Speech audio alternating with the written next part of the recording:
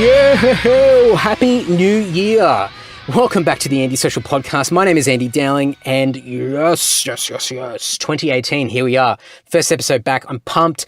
I'm firing on all cylinders, all guns blazing, straight out of the gates. What more can I say? Not much else, but it feels like it's been a million years since the last episode came out, and I'm just really, really psyched for a big year ahead.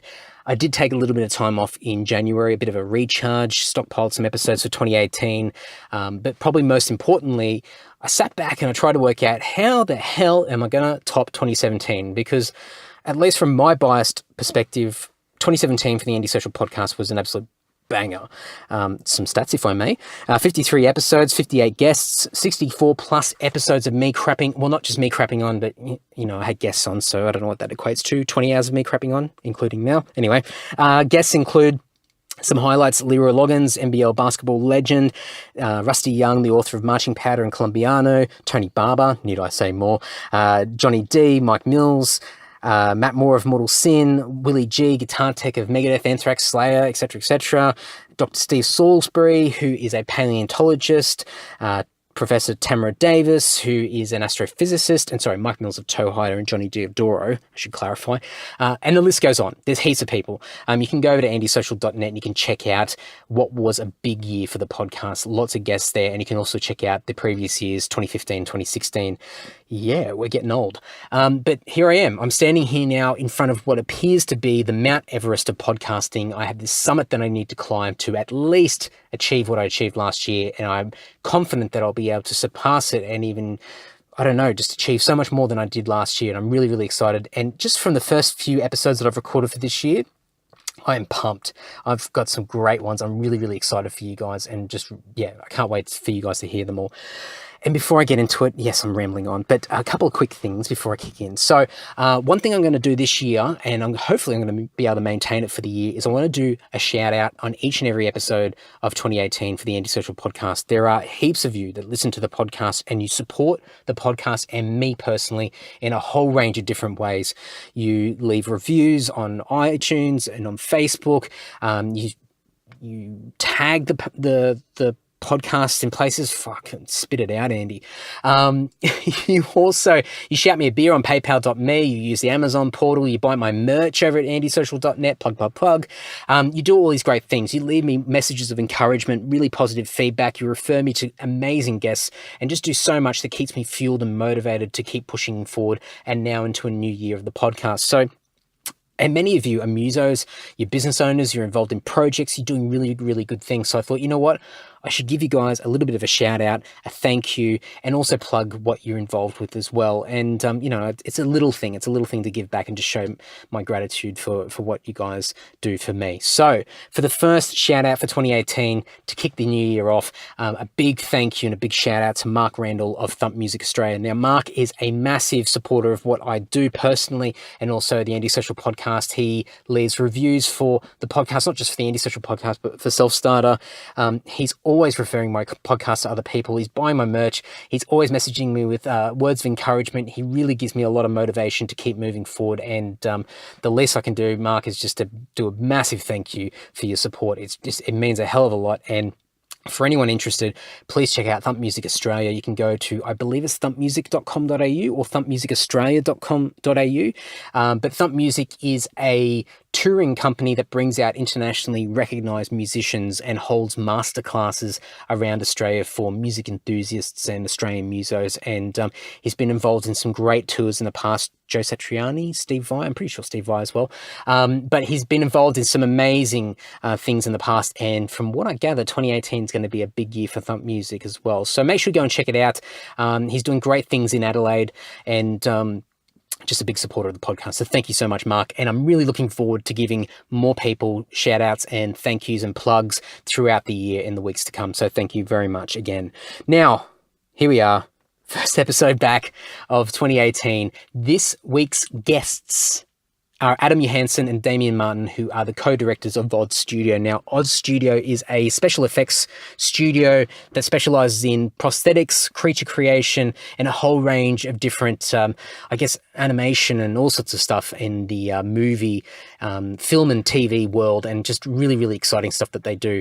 And they've been around for about 14, 15 years now, and just two incredible guys. I did this episode, recorded it at their studio in Marrickville, which is in the inner suburb of Sydney. And I got to catch a quick glimpse of some of their stuff, and it's just absolutely incredible. And I'm kicking myself that I didn't take photos when I was in there, but I just felt like such a imposter. I just like, these guys are pros. These guys are just top of their game, and I just felt like an imposter walking in there. So I should have taken some photos. Damn it. Anyway, heaps of photos that I found off their website that are over at andysocial.net. You can go and check out what they do over at oddstudio.com, or you can follow them on Instagram, which is oddstudiop.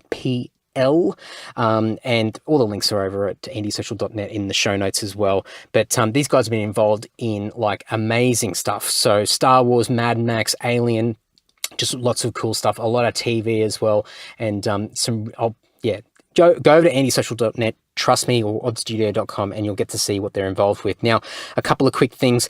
Odd Studio were actually behind 2 of the video clips for Low, which is a Sydney metal band. And those videos are, I believe it was Orca and Locust Christ, I think. I'll put the links in the show notes for andysocial.net as well. But one thing I want to clarify really quickly is that Adam and I, in this conversation, were talking about what we believed was a mutual friend in Low, being Adrian. But what I didn't realize at the time, and just didn't think, is that there's actually 2 Adrians in Low, and he was referring to Adrian Shapiro and I was referring to Adrian Griffin. So we were on different pages, but we thought we were on the same page at the time. So I just want to clarify, shout out to Adrian Griffin for, giving me the plug and referring me over to the guys. And shout out to Adrian Shapiro, who I've never met, but seems like an absolute champ, and I'd love to meet him one day. So there you go. All right, guys. As I said, andysocial.net, go and check out all of the show notes. Reach out to these guys, say hello, let them know what you think, comment on their Instagram, because their Instagram is freaking incredible. And a massive thank you to both Damian and Adam for giving me their time. All right, guys, I promise these intros in the weeks to come will be much shorter. I just had to get that all out of my system, but here we go. Please enjoy this episode with Damian and Adam of Odd Studio. All right, guys, well, we're here in your studio in Marrickville, this little hidey hole where I had trouble trying to find the way in. But when I walked in the doors, far out, this place is absolutely incredible. It's I had to walk past a cow disemboweled, hanging over the ground here, and step over a few obstacles to get into the room. But thanks for having me. Yeah, thanks for having us. Yeah. You came in the back door, Andy. We have a front door that's even better hidden than that door, and this where we are now is the showroom. So this is what you're meant to have seen first. Yeah. Well, that's okay. I got a bit behind the scenes, literally. Yes. Yeah, on the way in. Do you guys just want to introduce yourselves? I'm Damian Martin, co-director of Odd Studio. And I'm Adam Johansen, awesome. The other director. Awesome. Well, thanks to you both for giving me some time to just ask a bunch of dumb questions and see where it goes. But cool, I've got plenty of them as well. Yeah, fire away. So looking online, I noticed a couple of things. I was going to just note off a couple of the movies that you guys have been a part of, but there's this long, extensive list, and I'll get to all that stuff later on. But the business has been up and running for about 10 or 11 years so far? 14. 14? 14, yeah. The 14 years we've had Odd Studio. Damian and I freelance artists before that, so we've been doing it now for about 23, 24 years. Yeah, so about 10 years before we became Odd, we were freelance artists. And we met on a show called Farscape. Yep. Back in 98, which is a great sci-fi show to work on. Met a bunch of English technicians and artists that came over from what was Jim Henson's Creature Shop. And yeah, that's where we met and started working on films in between. A season of Farscape would go for 9 months. And then we were lucky enough to jump onto Star Wars films and Matrix films in between that.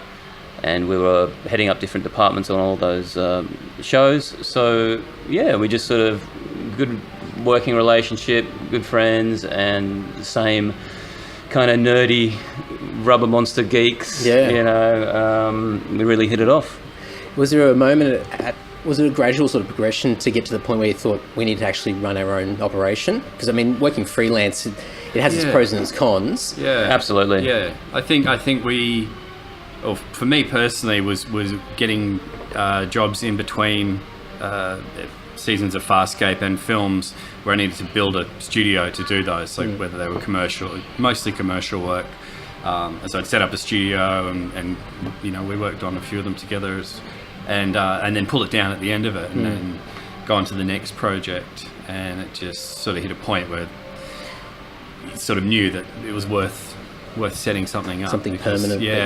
For all of us, we were starting to, starting to get those calls and needed a place needed to a do space, it. yeah. And it was also something I've always sort of wanted to have as well. It's from being inspired, by Rick Baker and Stan Winston and Steve Johnson and Dick Smith, obviously. Just wanting to have a shop and also just sort of taking charge. As a freelance artist, it was sort of like we felt, I certainly did anyway, at the mercy of someone else getting a job, relying on that, whereas it sort of felt a bit more like empowering and a bit more in control of what we're going to do next if we were the ones talking to producers and directors and things, and as opposed to relying on you can go out and sell your product, your brand. Yeah, absolutely. Just you mentioned before about having to set up a space to do particular jobs when you're doing the freelance work. Would that be a case that you'd have to lease out a particular place for a duration of time, or did you have existing venues that you could utilize? So I've set up a few spaces over the years, and it's just sort of subletting a corner of someone else's studio, often places. I did a lot of stuff with stop motion animators early on, so renting a corner of their studio space, and so there definitely be challenges with shared areas where you've got other things going on, and making sure, I guess, times in and out, and making sure you don't overlap. And I mean, I used my double garage for a while, and my parents' house as well. So it was borrowing spaces from people basically.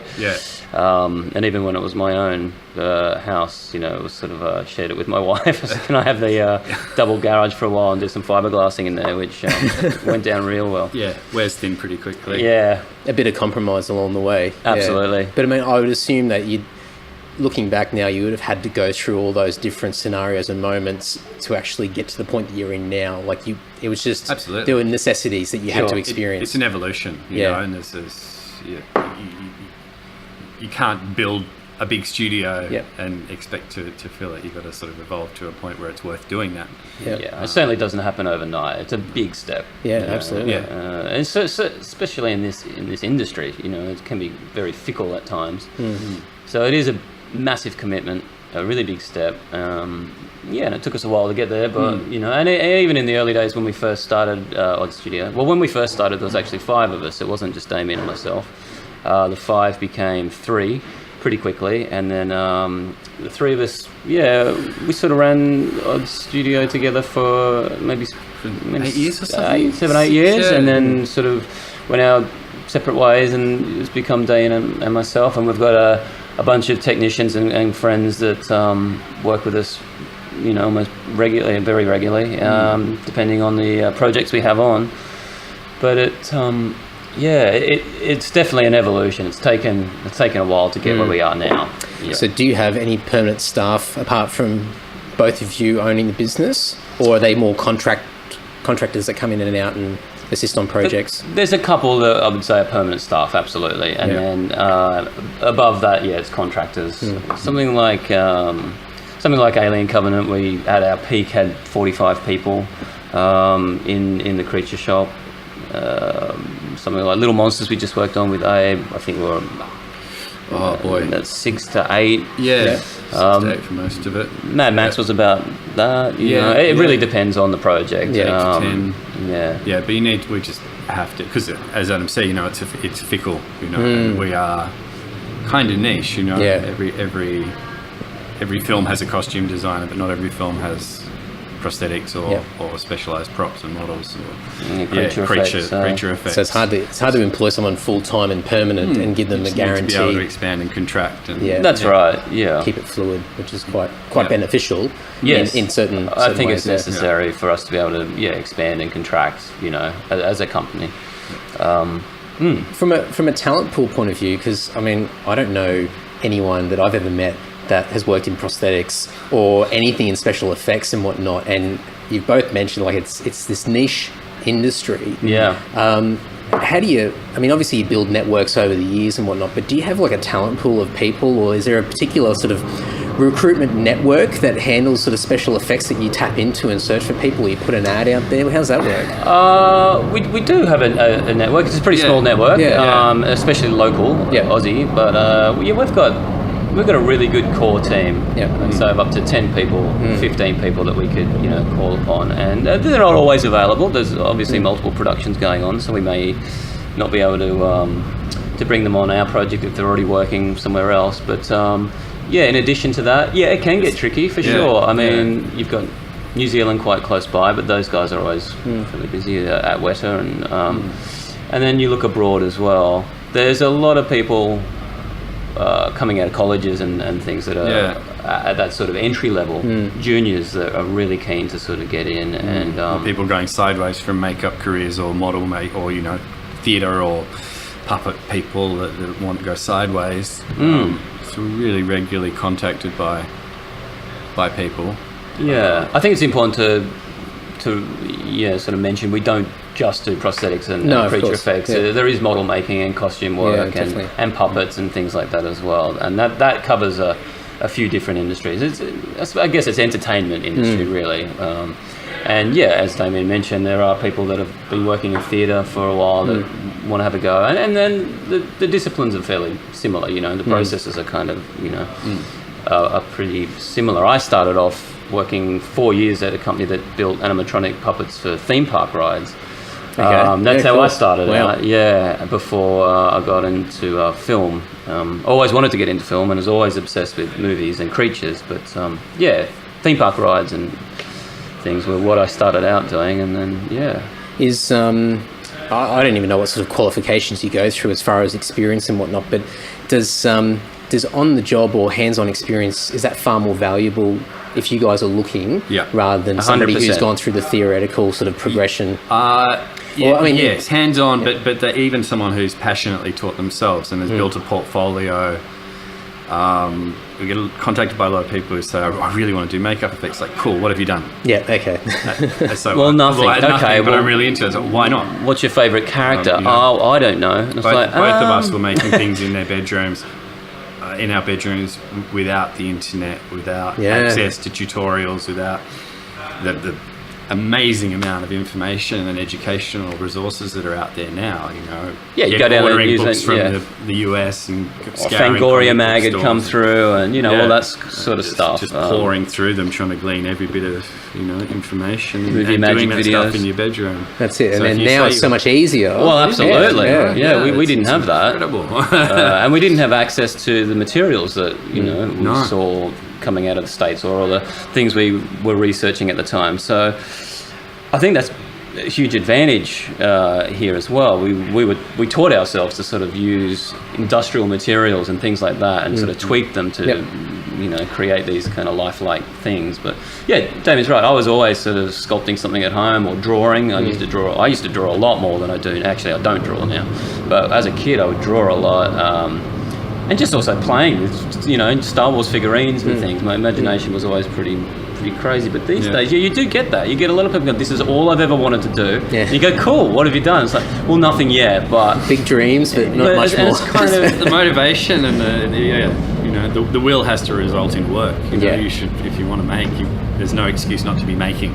There really isn't. And money's not an obstacle because, we used to do stuff with no money, Well, if anything, it's probably an advantage because you're put into a pigeonhole where you're so limited on what you can do that you're forced to have to be creative to try and make something of what you've got. Rather than now, there's so many options out there, and you're used to having everything at your fingertips, instantaneous straight away. And you see people using X to do something, and you think, I've got to use that, but when you just don't even know where to get that, it just makes you resourceful, and I think that might be that, or this might be similar to that. Maybe I can make that work. And so you're seeing more of that now when you're interacting with people that are showing interest in the industry, that there's that lack of sort of resourcefulness in the early stages, or not not across really? the It's just, board, just I wouldn't every say. once in a while you see it. Yeah, every so often. I think I've always seen it. Yeah. There's always been people who said, I really want to do this, and aren't. Yeah.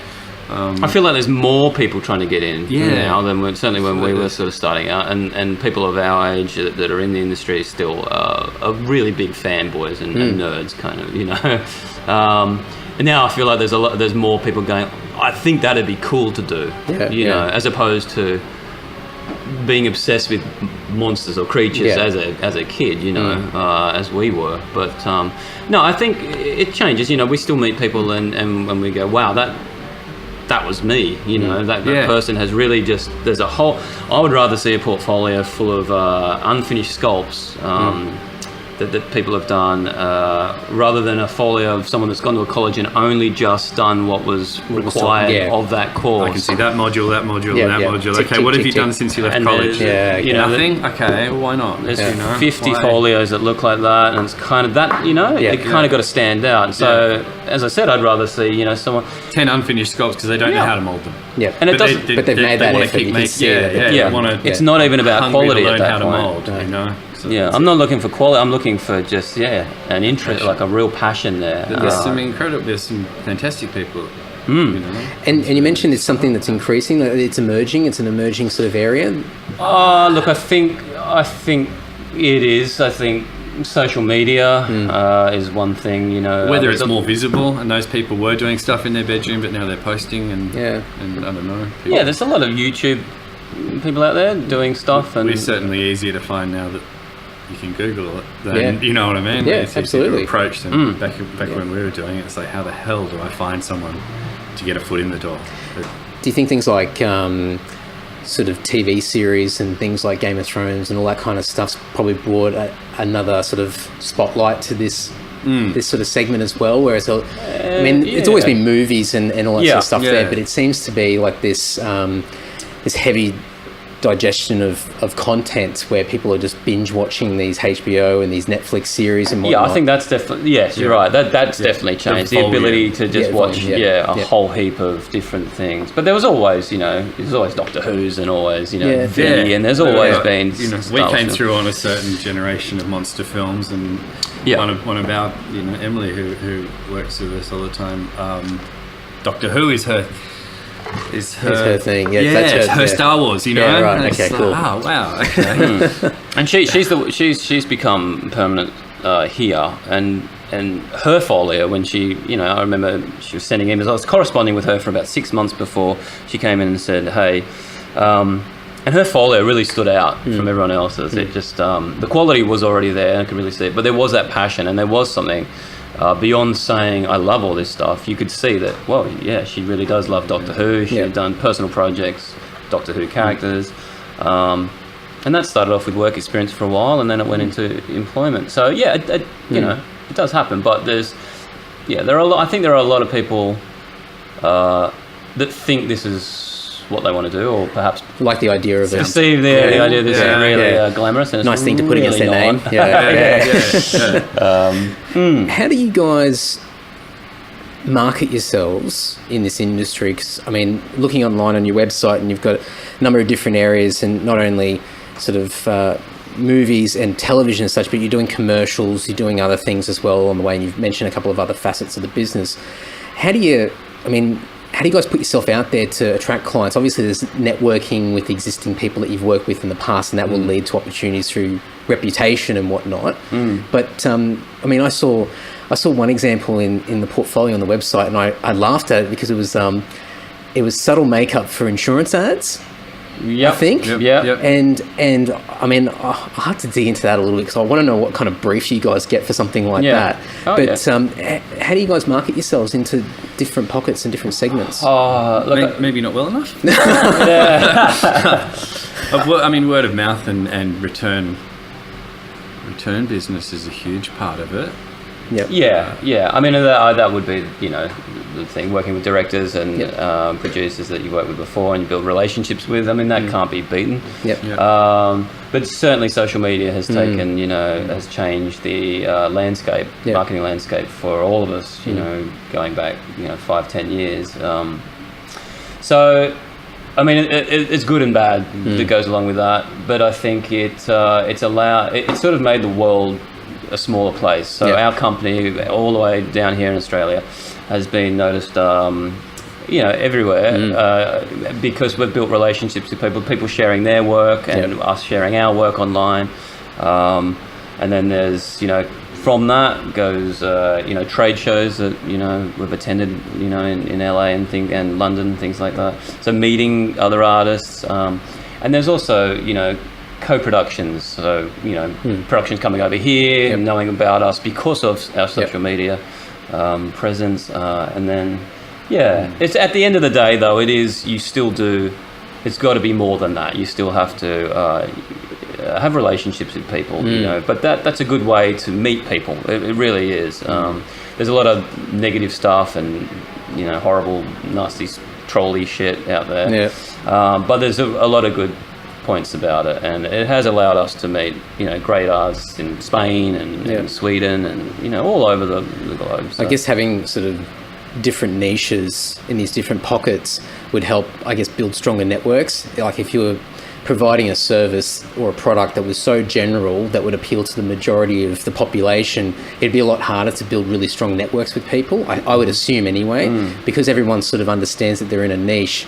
They'd probably, I think you'd build tighter bonds with people, and you'd find that you'd just out of necessity, because of the number of opportunities, you would just be sometimes working with people again and again anyway on various projects. So no doubt that would organically sort of get you to a point where you're getting return business. And that's right. So it's I mean they're the main ones. I guess there's advertising and production books and things like that. But so with commercials, would you guys get approached by like some sort of marketing agency or an agent or something like that might have, I've got a client, or generally it could be either the agency come directly to us. Generally speaking, it's a client will go to an agency, the agency will find a production company, the production company will find us. Right. Okay. But often a client will go to an agency, the agency may come directly to us. There's a number of different ways. But for a commercial, generally speaking, it would be through a production company who, and there are lots out there, and we've worked with lots of them. But we've also built relationships with the agency as well. So you may work for different directors in different production companies, and it's the same agency on a few of them. And just done that for a while. Depends where you're bought into the line. It's the line. Yeah, and often we're, we've been doing it for a little while now and built up a reputation within the commercial world as well. So we'll often see our work pop up in treatments. A director's treatment will use some of our work as reference or something. We're sort of, at the moment, just before you came in, we're having a chat to, a director and producer about that. So sort of, it's generally production company, agency. Cool. And I won't spend too much time on it, but I'm just curious about this insurance thing, because I was looking at this thing because you've got so many impressive pieces of work on the website in your portfolio, and then I see this one and I had to take a couple of looks and I'm going, it is exactly what you guys have written. It's this subtle change. I know the one you mean. Yeah, I think there's two examples, and there's a lady and I think there's a guy in there as well, potentially. I think I could be wrong, but what sort of brief do you get, or something along the lines of that? Like, what's the request there to briefly or subtly change the look of this person? It was a Better You, wasn't it? Yeah, it was a Bupa commercial. I think, so I guess one thing we might mention is we love creatures and monsters and things like that. But I think Damian and I have always loved and find it's the most challenging kind of makeup effects. It's coming from sort of like our love, Dick Smith, doing incredibly realistic, subtle, whether it be aging or character, changing someone's nose, or sort of doing a makeup that goes undetected. It's like our favorite thing to do. It sounds funny. Love working on Alien. Love making xenomorphs and things like that. But fooling someone it's essentially what we do, right? So that particular campaign, or any aging campaign. No, that's okay. The brief, the director was very keen to. It was basically if you met an unhealthy version of yourself. Okay. You know, and that initial meeting Yeah. between healthy you and an unhealthy you, Yeah. the impact that would have and the changes you'd make in your lifestyle. That's right, So that was the brief, and we Yeah. approached it in a way that actually we went both ways on a couple of characters, but generally speaking, you'd cast someone that was fit. And then with subtle changes to their look, and it might be weight, but not necessarily weight. It may be, we did tired eyes, and some wonky, slightly bit she inflamed couldn't afford or- the dental work, so the teeth were a bit. Or this particular lady had spent too much time in the sun without sunscreen. Yeah. Things like that. It didn't have to be weight, but the one that you're referring to was weight. It was just. It was not making her fat. That was not the thing. It was just making her look not as healthy as her fit self. And that was a great challenge. I love that. I love that campaign. By the way, it's still one of my favourite ones we've done because it is. I think it works. The moment where the healthy version sees a slightly fatter version, it's good. And they were very, very subtle pieces. That one you're talking about was 3 pieces: cheeks and a little double chin, and then some coloration around the eye. Well, I had to do a couple of like scroll backs up. I'm like looking at it because it was in contrast with all this other stuff that what you guys do is extreme. It's extreme. And then I went back and I'm going, What's going on there? Yeah, there's like I don't know, there's a guy with his jaw half ripped off and everything. And the next one, a couple down, it's like this really subtle thing. I'm like, maybe they haven't put the after shot here yet. I'm like, okay, so it was really cool. And that's the thing that really subtle, really challenging thing gets like 100 likes, but there's like 20,000 likes on a severed head. But as you said before, that's something that you're obviously interested in because it's a challenge. Because you've got to make it realistic. You've got to make it so natural that people don't really notice. You can't bury it in blood. You can't. No. It's not a creature where you yourself. say it's a monster and no one can say that's wrong. Yeah. Because if you do a subtle prosthetic or an aging, we sort of know what right is. We know what real is. We know what the human anatomy and face looks like, and when it's not right, everyone you can see it. Yeah. So fooling everyone, and they're the ones you almost do for your peers as well. Yeah. Because they're the ones that the other our peers sort of like nice one, man, that's great, or we're the same. It's like, wow, that's an amazing makeup, beautiful man, and it's a nose. It's, but you know the challenges involved. Absolutely. Well, there's nowhere to this hide. close to it, and that's cool. There's nowhere to hide. So it's sort of we've done a couple like that. We aged a young boy to I think like 14 from 11 or something. Yeah, like 3 years, which was like literally just sort of squaring off his jaw a little bit. And then, incredibly smooth skin. There's no wrinkle. Wow. There's nothing. There's no coloration where you can sort of hide the edges. It's right there. And Years gone by, you probably just cast another kid that just looked similar. They did. Yeah. They had I remember the brother that who movies was back like in the day. 16, Yeah. and they had the brother who was 11, but they just wanted a bridging point in between the two. Yeah. For the morph, That subtle masculinity, strengthening of the jaw, the boyish sort of chin going away, that sort of sold that morph. So, there's nowhere to hide. Makeup's where there's not really anywhere to hide. No. Really challenging. do you guys, obviously there's that passion and going back to sort of creatures and a lot of sort of sci-fi stuff in the earlier days.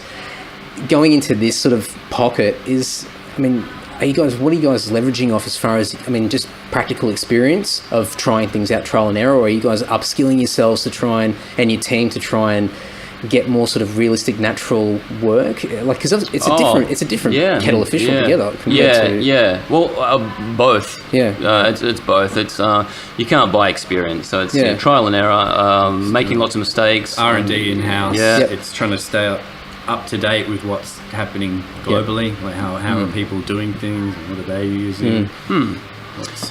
But it's also the change in film and digital. The clarity, there's nowhere to hide. Everything is on show. So in terms of practical effects and in-camera effects and makeup effects, it really, we did all have to step up. You can see someone's contact lens these days. Like there, you can certainly see an edge if there's a dodgy makeup or if the coloration's not quite right. So there was a real change from back in the day of Dick Smith with the foam latex, which is an opaque sort of appliance, blending on the skin. So it did go into translucent materials like silicone, and before silicone there was gelatins and lots of trial and error. And there really is. Everyone's had to up their game. And that'd be a combination of obviously improvements to materials and technology and whatnot, but also the demand from the audience. Like I'm sure that the audience just demands more. They demand things to be realistic. They demand a high quality, and they're comparing everything to everything else that's out there. Yeah, and it's not just materials that have improved, but you can't. The sculpt needs more detail. Every sculpt needs more details, or the colouring needs more layering, and everything needs needs more depth and layering. I guess is the best way of describing it, because you really are seeing that sort of poor level. Hyper-realism is a word that's thrown around a lot these days, but it does kind of capture what everyone kind of needs to do. It needs to, you can see every pore, every little line, every you need blemish. to be able to hold it up to your face, the real thing to your face, and kind of believe it in the flesh. And as you said, it's kind of fooling people. You want to be able to trick people into making them believe that what they're seeing is real. At the end of the day, we're part of storytelling. Of telling a story, a film, and creating characters. So you don't want to take people outside of that world. You want to just blend seamlessly and just let people, be immersed in the story. Yeah, we're part of that. Yeah, the best kind of makeup effects is the one that really goes unnoticed. That's kind of the truth. Yeah, Or you just even if it is like, wow, it's out there, you just kind of accept it because it's That's cool. So, given all the different things that you guys do, is there a certain standard that you guys put in place as far as the type of work that you take on? So I hate the term cherry picking, but are you guys quite selective of the type of work based off, not so much the prestige of it or the cost involved, but I guess, you've got to factor in a lot of things, resources and time, but no doubt, do you guys get a lot of projects that might not seem worth your time due to varying reasons? It's not that it's not worth our time. It's if we can't, for me anyway, I think for both of us, if we can't deliver a product we'll be satisfied with, or we're going to have to compromise to meet often a deadline, I don't like to take it on. I think the deadline's a bit budgets are just all over the place. Rarely do we get the budget we require or ask. And then I think and we help out young filmmakers with projects and effects that they can't afford, but at the end of the day we're nerds and we're passionate about it, but we have a standard that we need to meet every time, and Damian and I the studio wouldn't want to be involved with something where you put out a half-baked whatever it may be, and then it's linked back to you guys, obviously. Of course. I mean, that is why we sort of do it. We love doing it. So I think a poor time frame is if the budget isn't there, but it's something that's really interesting, and it's a great story, a great character, or something that we maybe haven't done for a while or haven't done at all, I'd be like, cool, let's sort of invest some time into that. And it's an investment. But if it's, there's no real time for that and there's no money, and then it's kind of like, we know we're not going to produce something that's going to be satisfactory. So we can do something that's okay in that time. And that doesn't really... it just doesn't reflect well, So it'd be like going to a musician and going, can you, Neil Young or whoever, and can you just fart out, something, and a song. I don't think I can write something good enough for me in that time. It doesn't matter. Yeah. It's like, no, it doesn't matter. No, it does matter. Absolutely. I do it because I love doing this. It's not because... No, you don't need to rehearse. Just go on stage and play. It's like, no, I do need to rehearse because I don't want to look like a dick when I get up there and... And a lot of people talk about sometimes it's more important to say no than to say yes to things. Like to be able to really sort of focus on what's the most important thing for what you do, your craft and your business and whatnot.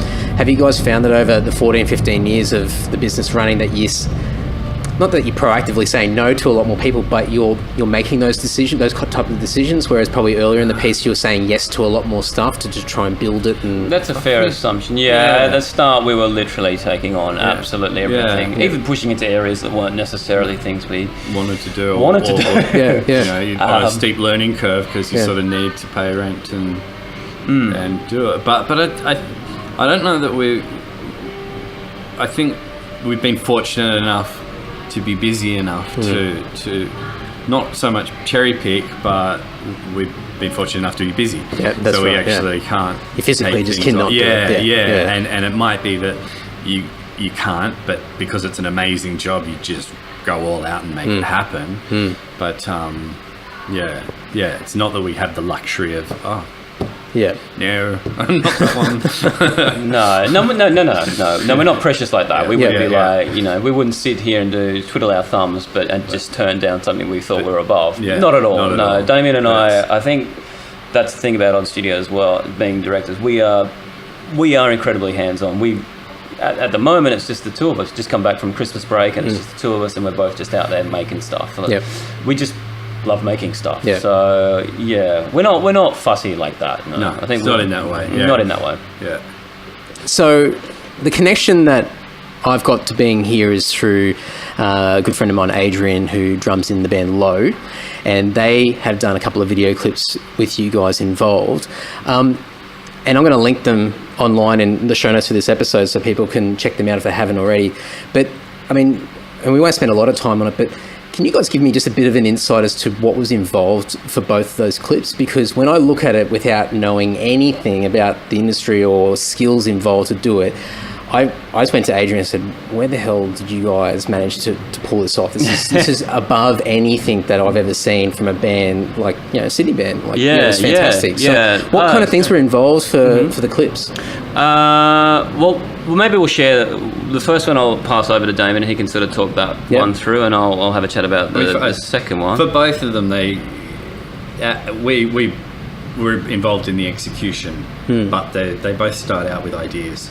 And Adrian being in production and that sort of film side of and filmmaking side of things, I think he starts off in a strong position to call on people to shoot it and people, directors with ideas and all that sort of stuff. So I think that's a big part of why it's like, wow. It makes it easier as well. Yes, you've got that artistic base to call on and those resources. I mean, for us, the first one, the brief. Yeah. It's really bad. I can't remember the name of the songs. I'm sorry, Adrian. Yeah, sorry, Adrian. You can insert here. The lead singer coming out of a vat of pink goo. So for that, essentially, can you make a vat of pink goo?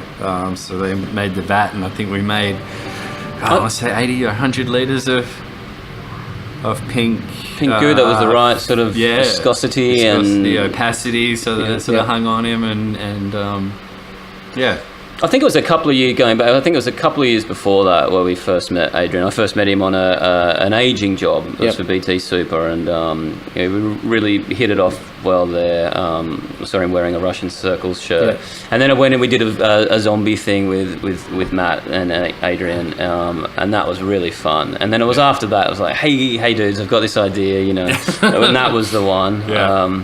And it was just a big vat of What did you do? What did you use again? That was Methicel based slime, which is kind of like what it's used as a food thickener, and I think KY jelly is sort of based on that. Right. So would you have to go through tests beforehand just to sort of test it? We make up small batches and sort of go, how's this thickness? And I was literally like scooping it up and videoing it, dropping off my hand and sending those to Adrian. Cool. What do you think of this sort of thickness? What do you think of this color? And here's another opacity, and we sort of got there, and it's it's just a small test, and then you scale that up into manufacturing hundreds of litres of it.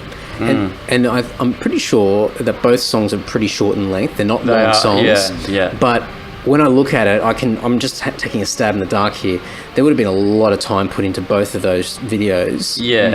Even the concept with the first song, I'm trying to look it up now. I'm trying to multitask here to get those song titles. But Orca I think was the first one. Yeah, that's right. That's right. Like the concept seems simple, but Yeah. but no doubt there would have been quite a bit of time put into it, as you said, prep work and whatnot. By everyone, but even you know? filming it as well. Yeah, yeah. I mean, I think they shot it in a day because you kind of got to. The second and one, the latest one. So yeah.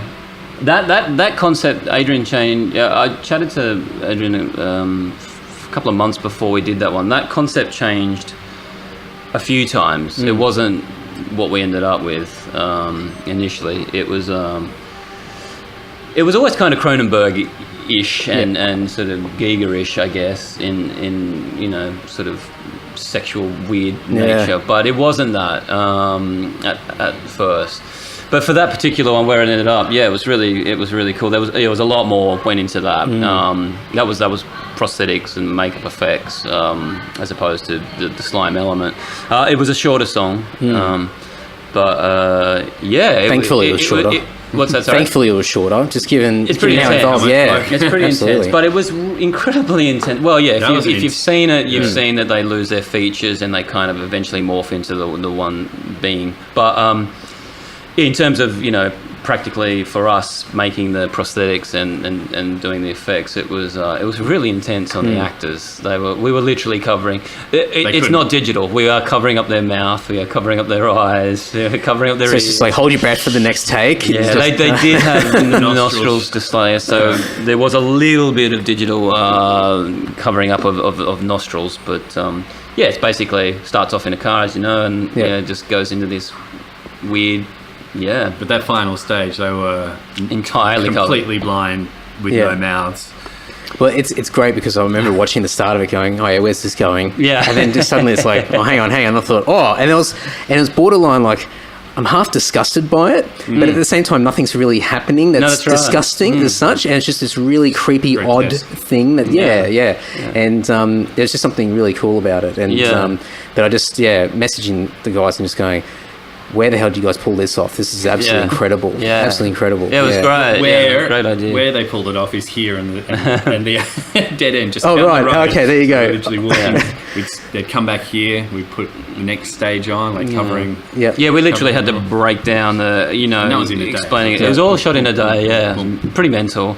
Both actors. But I was sort of working it out with Adrian. It was like, okay, I think this is, reveal is them kissing, and then we go, they lose their eyes. That's going to take this long. The makeup will take that long, and then they shoot that, come back here, they will knock off an ear and a mouth, and that'll take this long. So you had it completely structured throughout the day, so you knew at this time to come back and add this and change this. We knew how long each makeup transition would take. And there's nothing to shoot while we're doing the makeup changes. They're just sitting there twiddling thumbs while we the whole thing is literally those guys, So it was a bit of a ball terror of a day, but it was it's great. Loved it, and as I said, close friends with Adrian and love working with him. It was a cool concept. So really cool concept. So I'm keeping an eye on time, but maybe just what are some of the things that you guys are currently working on? Because I mentioned just before we started recording, you've got some Star Wars stuff going next door. Oh yeah, or whether you can mention that, that's the guys that do the Empire Strip Back. Empire Strip Back. Okay. Yeah, worth looking up. Definitely. Burlesque Star Wars. They've been doing the show for a while now, and they're about to perform again in that State Theatre, I think, in March. Okay, cool. Russell Beatty's doing that, and we created a Chewie suit for the show. Yep. We've literally just come back this year, so we've got a few smaller projects on. Previous years,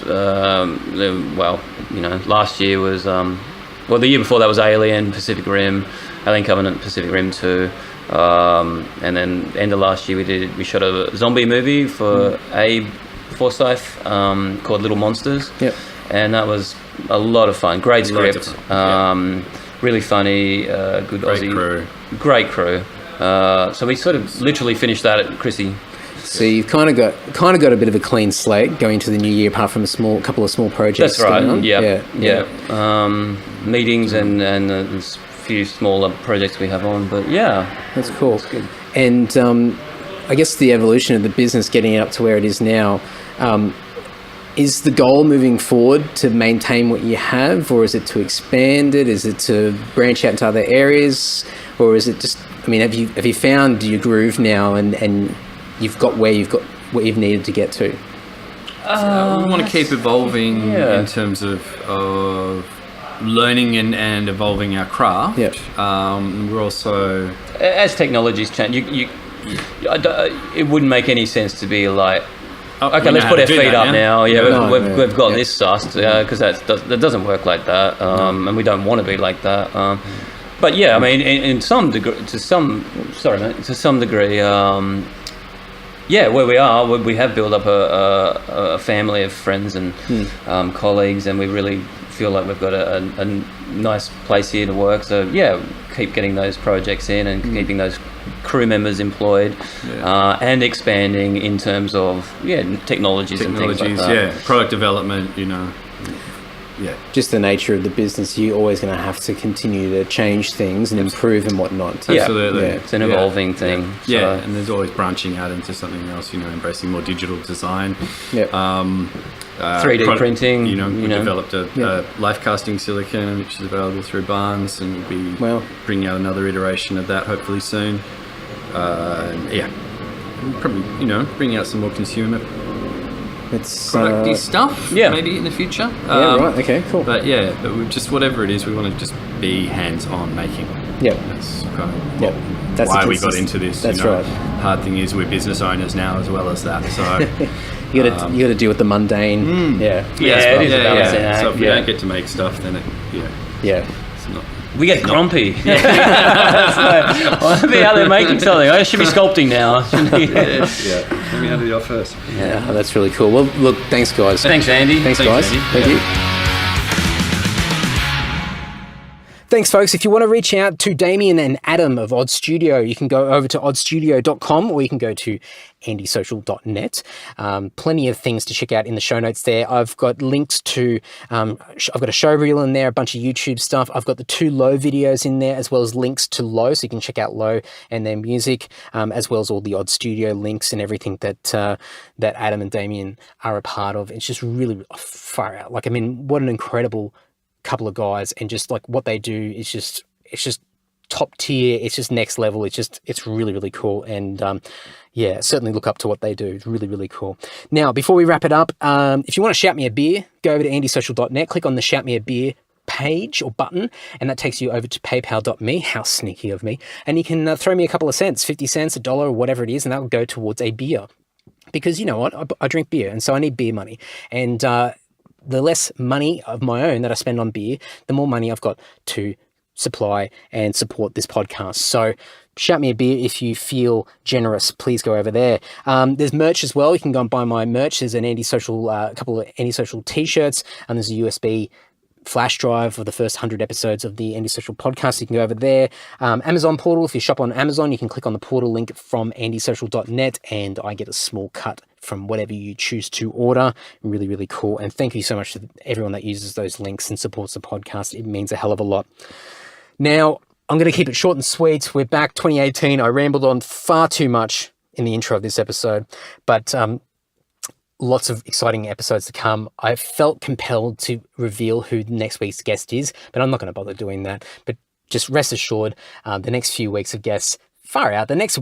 This next 12 months of guests are going to be incredible. So stay tuned. I'm going to be back next week, next Thursday. Keep supporting the podcast. Spread the word. It means a hell of a lot to me. And just thank you so much for everything you guys do. All right, enough. See you. You're ready.